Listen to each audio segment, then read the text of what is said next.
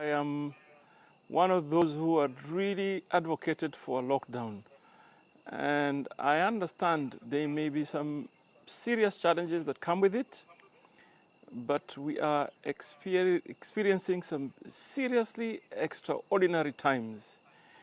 This calls on us to leave our comfort zones, to suffer a little bit today, and to be able to have a secure future for all of us and the future generations. COVID-19 is not a joke.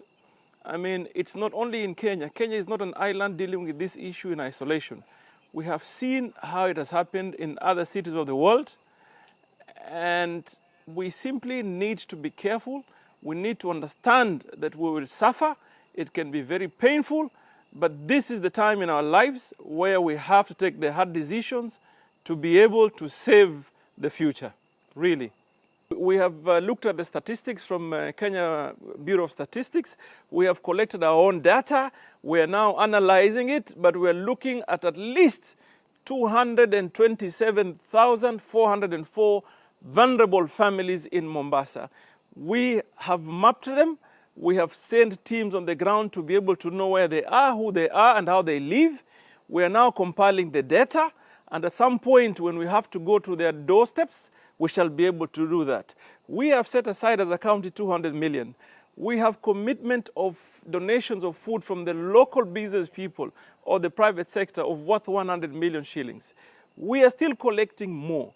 I am sure the national government has looked at both simulations in terms of cost and food supply, and they are also preparing themselves. When we get to a point, let me assure you, the people of Mombasa, we will not allow them to go hungry. We will step in as their leadership to be able to see what it is that we could do to help them at least feed their families for the time that they've had to stay at home. It matters not how much we have to spend today. We have already sat with the Assembly leadership. We may need to do a supplementary budget. For me today, there cannot be any other focus than the fight on COVID-19. That will require human resource support. It will require equipment.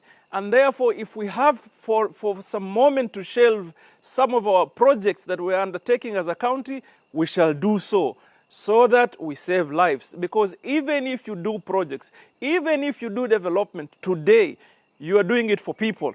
So if the people are not there, if people are dying, if people are not healthy, what is the purpose? What is the purpose? So we are relooking at our budget. We've already set aside and starting to spend 200 million on food. We have spent 124 million on medical equipment, and we are looking at where we can get some more. We have spoken to all the leaders ourselves. Even our salaries, we're willing to forego 100% if we have to, because we are governing and we are governing people. So it is important to realize that today is people first, really.